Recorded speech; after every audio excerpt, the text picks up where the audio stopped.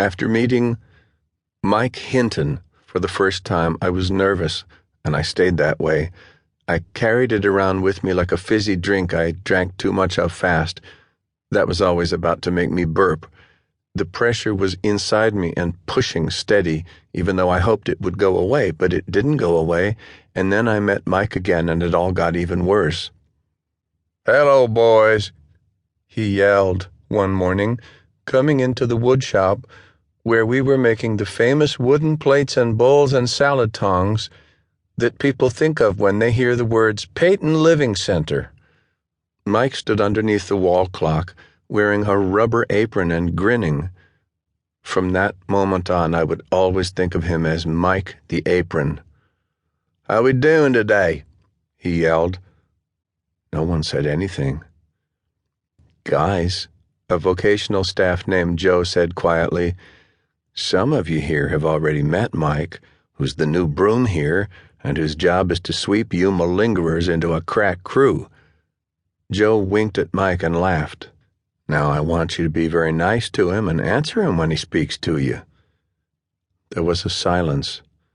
"So how y'all doing today?" Mike said in a normal voice.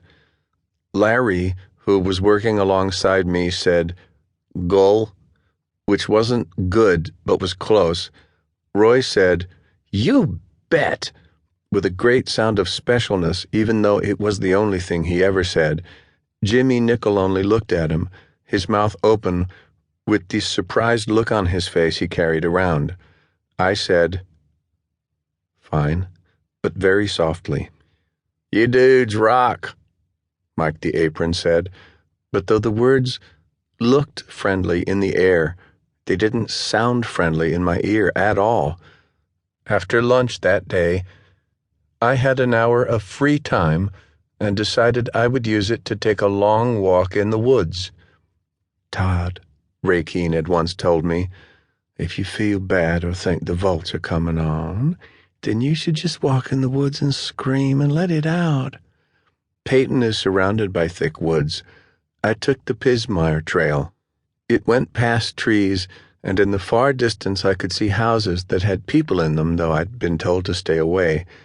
The trail around me was open and wide at the beginning, and then it got more narrow and crowded with the branches of trees. The blue of the sky always seemed a deeper, richer color when you were inside the forest looking up. After walking for 10 minutes, I was in a place where no one could hear, and there were no houses nearby.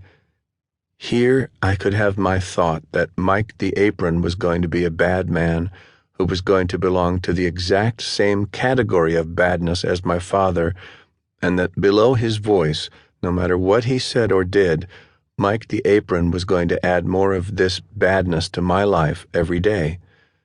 I opened my mouth. Screams came out. These roughened my throat, but I kept going.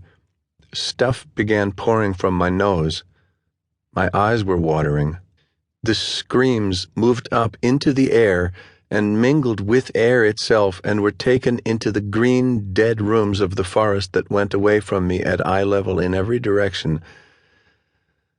When I was done, I walked slowly back to Payton with a metal feeling in my lungs that made things quieter in my head. As I crossed the lawns, I took a detour to the little white cottage of Mike the Apron. I stopped and parted the branches of the shrub to look at the stick again. As usual, I could feel my mind organize itself around the purpose of the stick. I could hear the whistling sound of it traveling through the air and then the hitting sound of it sticking into something. I cut back across the lawn, opened the door of our cottage, and marched through the living room where Tommy Doone was watching television. He began taking a long, slow breath while getting ready to say something insulting, but I ignored him and sat on the bed with my head filled with a funny new pressure.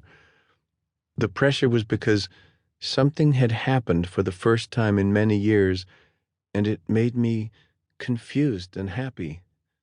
It did.